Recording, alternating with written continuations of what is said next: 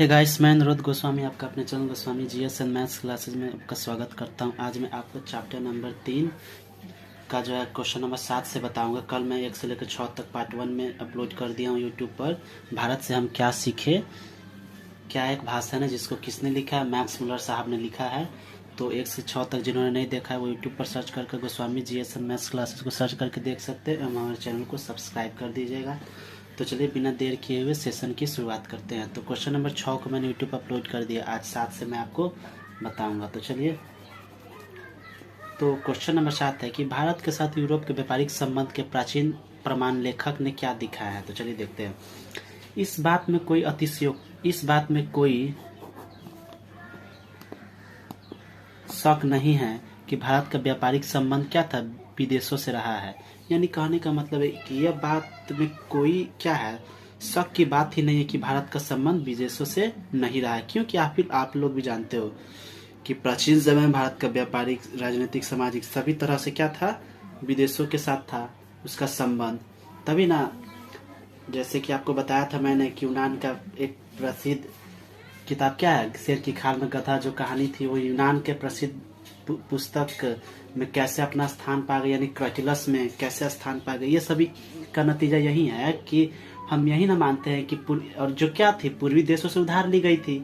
यानी एक देशों के का सामान दूसरे देशों में जा रहा है, आयात निर्यात हो रहा है। तो इससे क्या प्रमाणित होता है कि कहीं ना कहीं भारत का व्यापारिक संबंध, राजनीतिक संबंध, सामाजिक संबंध भी क्या था, विश्व के अन्य देशों से था। तो चलिए इसको देखते हैं। जैसे कि इसमें कोई शक नहीं है क्योंकि भारत का व्यापारिक संबंध विदेशों से रहा है। क्योंकि सिंधु घाटी सभ्यता से लेकर आज के वर्तमान समय में भारत का व्यापारिक संबंध विदेशों से रहा है। जैसे लाल पत्थर, सोन बोलते हैं सोना को, जिसको सिंधु घाटी सभ्यता में सोन बोला जाता था। रेशम आदि, रेशम मार्ग के बारे में आपने सुना होगा। आदि प्राचीन सिंधु सभ्यता की क्या विशेषता थी।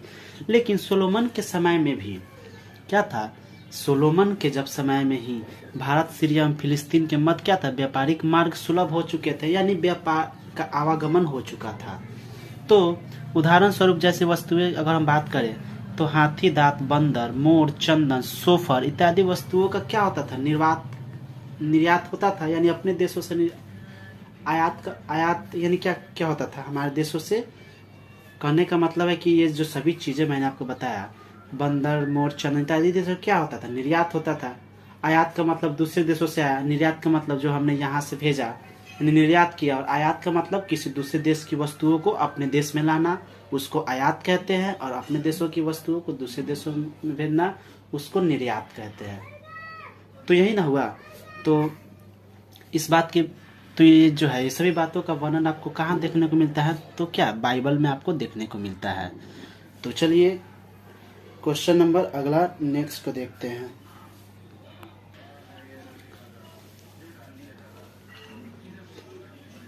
क्वेश्चन नंबर 8 है आपका कि भारत की ग्राम पंचायत को किस अर्थ में और किनके लिए लेखक ने महत्वपूर्ण बताया है। तो इस प्रश्न का उत्तर अगर भारत के संदर्भ में हम देखें तो भारत शासन की पद्धति के रूप में विश्व के सभी देशों से बेहतर है। सिंधु घाटी सभ्यता, वैदिक सभ्यता में सभी क्षेत्रों को क्या कहते हैं, देख रेख के लिए उनका अनेक क्या था, उन्होंने यानी अनेक तरह के पदाधिकारी हुआ करते थे। जैसे कि अगर हम बात करें वैदिक सभ्यता या सिंधु घाटी सभ्यता में, तो वहां पर गांव के देख रेख करने के लिए ग्रामिक का चुनाव होता था। यानी ग्रामिक क्या था, गांव का प्रधान हुआ करता था। राजनीतिक, सामाजिक और आर्थिक दृष्टिकोण से परिपूर्ण कोई देश है तो वो कौन है, भारत है। अशोक के समय में भी शासन व्यवस्था अपने चरमोत्कर्ष पर थी और कानून के संबंधित जानकारी किसी को इसमें समस्या हो तो वो क्या है, भारत से आकर इस चीज के बारे में सीख सकता है। इसमें कोई भी इधर उधर का शब्द नहीं है गाइस, ये बस आपके अपने शब्दों में ही है। बस इतना ही आपको लिख देना है तो आपका पूरा मार्क्स मिल जाएगा। तो चलिए क्वेश्चन नंबर 9 को देखते हैं। इसको आप अच्छे से देख लो। क्वेश्चन नंबर 9 को देखते हैं। क्वेश्चन नंबर 8 है कि धर्मों की दृष्टि से भारत का क्या महत्व है। तो धर्मों की दृष्टि से भारत काफी महान है क्योंकि भारत क्या है, धर्मों की भूमि है। यहाँ अनेक तरह के धर्म देखने को मिलते हैं, जैसे कि हिंदू, मुस्लिम, सिख, ईसाई, बौद्ध, जैन, पारसी आदि अनेक धर्मों की भूमि है भारत। एवं भारत में अनेक धर्मों का भी उदय हुआ है। यह आगे चलकर धार्मिक विकास का केंद्र भी बना। भारत क्या था, धार्मिक विकास का केंद्र भी बना। क्योंकि यहाँ पर बहुत सारे धर्मों का उदय हुआ, बौद्ध धर्म का उदय हुआ, जैन धर्म का, हिंदू धर्म का, आदि धर्मों का क्या हुआ, उदय हुआ है। वहीं बौद्ध धर्म की, वहीं अगर भारत के दृष्टिकोण से देखें तो भारत जहाँ वैदिक धर्म की भूमि थी, तो वहीं क्या यह बौद्ध धर्म की जन्मभूमि कहलाई। यानी अगर आपसे एग्जाम में ऑब्जेक्टिव के तौर पर पूछ सकता है कि भारत किस धर्म की जन्मभूमि है, तो हिंदू, मुस्लिम, बौद्ध, जैन, तो क्या होगा, बौद्ध धर्म की क्या जन्मभूमि है। क्योंकि बुद्ध ने बौद्ध धर्म की स्थापना एवं प्रचार के लिए पारसियों को या जरथुस्ट, क्योंकि क्या किया था, बौद्ध धर्म भी क्या है, बौद्ध धर्म के जो है फाउंडर थे महात्मा बुद्ध, उन्होंने क्या किया था, बौद्ध धर्म का प्रचार किया था। एवं ये क्या है, जरथुस्ट धर्म की शरणस्थली भी है। यानी क्या है, जरथुस्ट धर्म की शरणस्थली भी है। इन सभी धर्मों में हिंदू धर्म क्या है, सबसे प्राचीन है। यानी इन सभी धर्मों में कौन सी हमारी हिंदू धर्म है, वो सबसे प्राचीन है। इस तरह भारत का धार्मिक क्षेत्र में विश्व को आलोकित करने वाला देश है। यानी धार्मिक के क्षेत्र के दृष्टिकोण में भारत क्या है, विश्व का जगत गुरु कहलाया एवं यह आलोकित करने वाला क्या था, हमारा एक देश है। क्योंकि यहाँ पर प्रत्येक दिन क्या है, नए मतांतर विकसित होते रहते हैं। यानी किसी चीज की आलोचना होती रहती है तो किसी चीज का सराहना होती है। यानी कहने का मतलब जो है, यहाँ पर क्या है, दिन प्रतिदिन नए मतांतर विकसित होते रहते हैं, यानी प्रकट होते रहते हैं। तो चलिए क्वेश्चन नंबर 9 को देखते हैं। सॉरी गाइस, ये क्वेश्चन नंबर आपका 9 था, जो मैंने गलती से 8 लिख दिया था। ये क्वेश्चन नंबर आपका 9 है, तो आप लोग इसको देख के चलना। तो चलिए आगे आपको दिखाते हैं क्वेश्चन नंबर 10 को। क्वेश्चन नंबर 10 आपको कहता है कि भारत किस तरह अतीत और सुदूर भविष्य को जोड़ता है। तो चलिए देखते हैं। भारत अतीत और सुदूर भविष्य को जोड़ता है, चाहे वह बात ज्ञान के प्रसार से हो या व्यापारिक राजनीतिक संबंध से हो। सभी चीजों में क्या है, भारत जगत गुरु कहलाया। यह भी आप जानते हो, जैसे कि मैंने कुछ देर पहले बताया था। भारत में अनेक अनुसंधान आज वर्तमान समय में खोले गए हैं। जैसे इसरो जैसी संस्थाएं इसी क्षेत्र में क्या है, कार्यरत है, जो हमारे देश की क्या है, स्पेस एजेंसी को आगे बढ़ाने में अपना योगदान दे रही है। यहाँ पर अनेक देशों के क्या है, वैज्ञानिक रिसर्च करते रहते हैं, जिससे नए नए चीजों का क्या है, आविष्कार होते रहता है।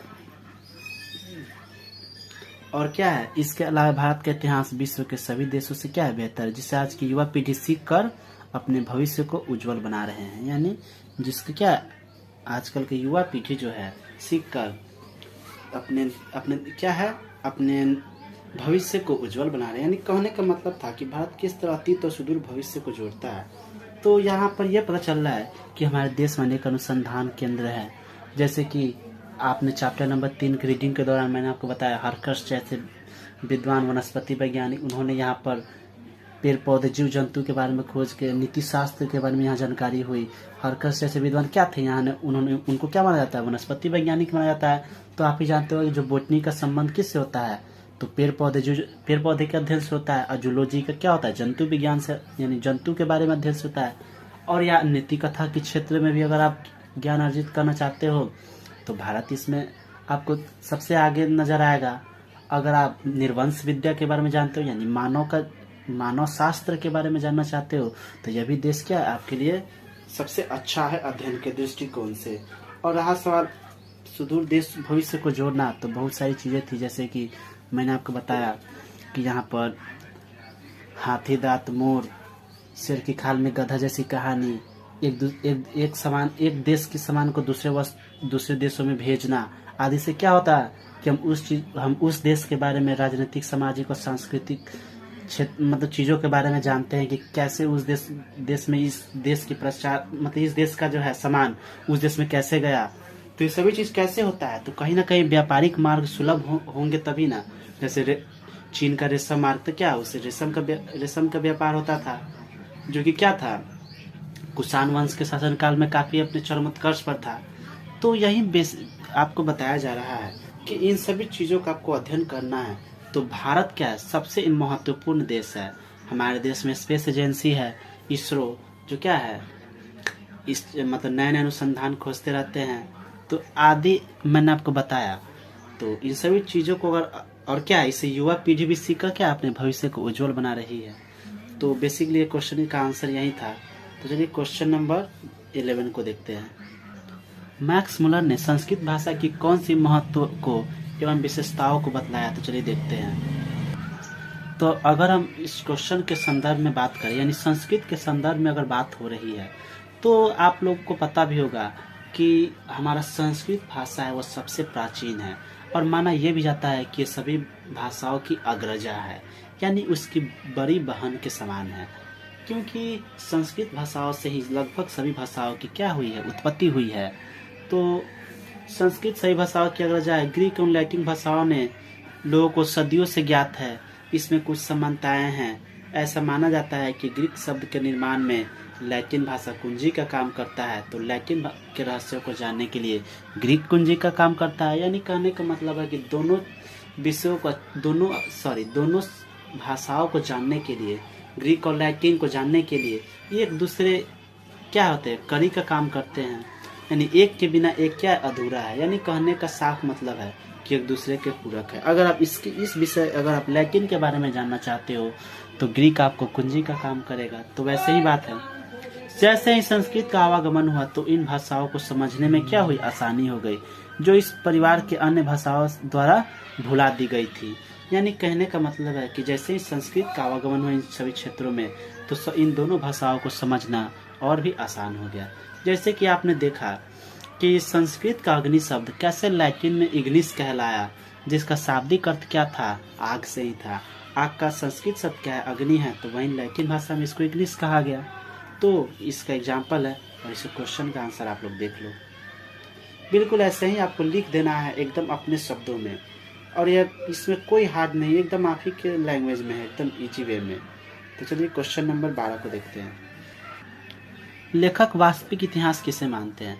तो लेखक किसी विषय के मूल उद्गम स्रोत तक पहुंचने को क्या बोलते हैं, वास्तविक इतिहास मानते हैं। यानी किसी भी उद्गम स्रोत, यानी वह स्थान जहां से किसी चीज की उत्पत्ति हुई है, तो उस स्थान तक पहुंचने की बात को ही क्या करते हैं, लेखक जो है वो उसको वास्तविक इतिहास की संज्ञा देते हैं, यानी उसको मानते हैं, कंसीडर करते हैं। क्योंकि वहीं से उस विषय की मौलिकता, उसका विकास तथा उसकी शाखाओं, प्रशाखाओं तथा जीवन मूल्यों की ज्ञात होता है, और यह अध्ययन क्या होता है, बहुत ही फलदायी होता है।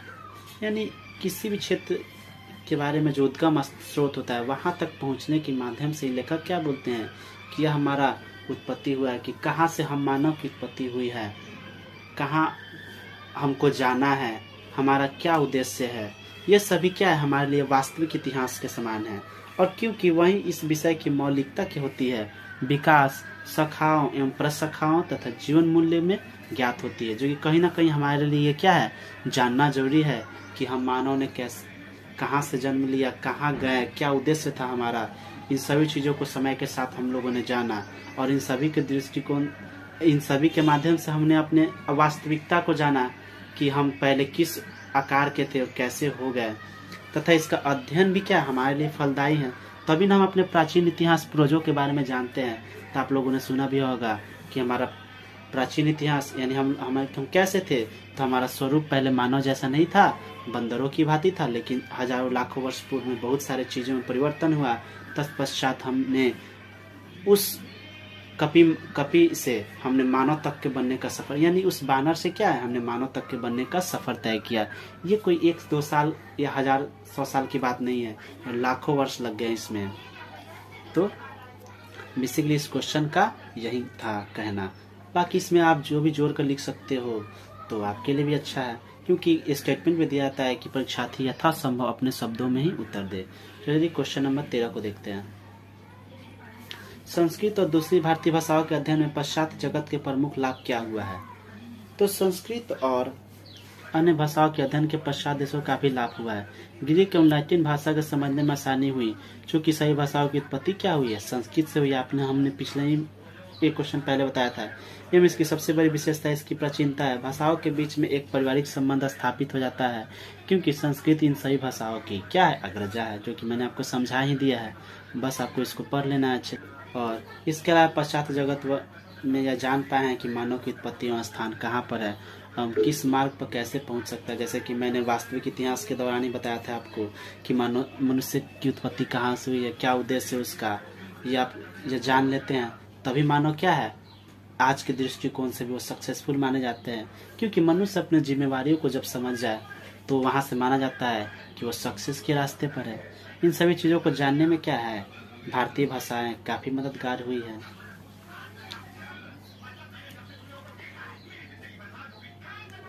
मैक्स वेल ने भारत के नवागंतुक अधिकारियों को किस तरह अपने देखने के लिए प्रेरित किया, यानी किस तरह सपने देखने के लिए प्रेरित किया है मैक्स मुलर ने भारत के कौन से नवागंतुक अंग्रेज अधिकारियों को? तो चलिए देखते हैं।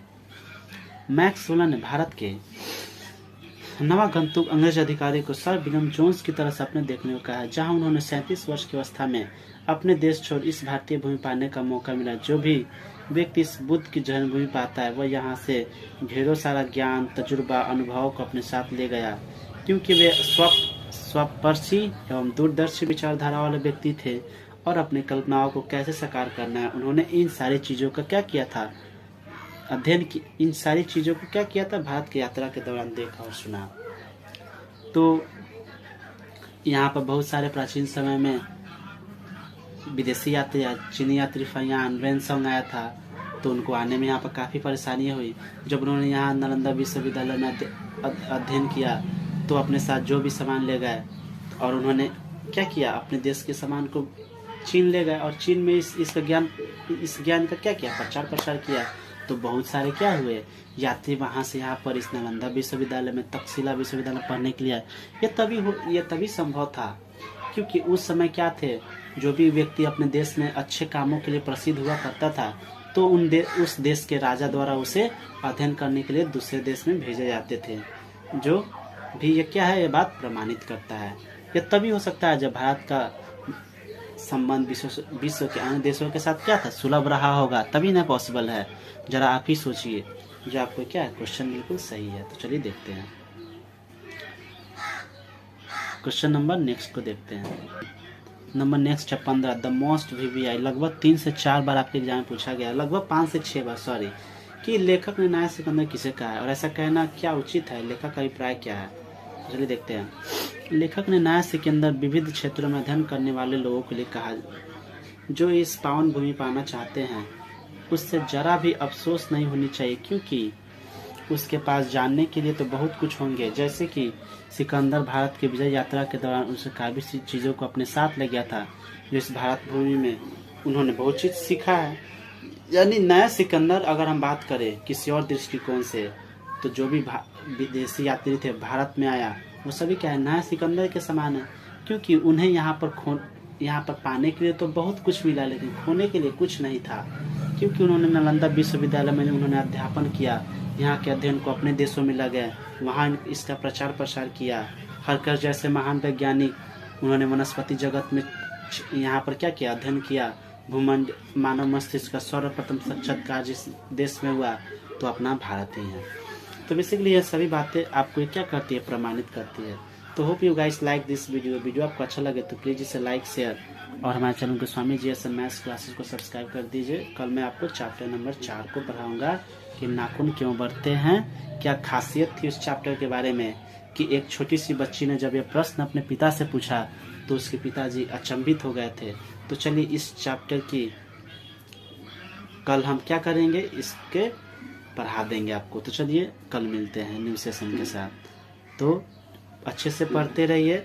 और आज या कल में मैं आपको 12th क्लास का हिंदी भी स्टार्ट करने वाला हूँ। तो चलिए कल मिलते हैं।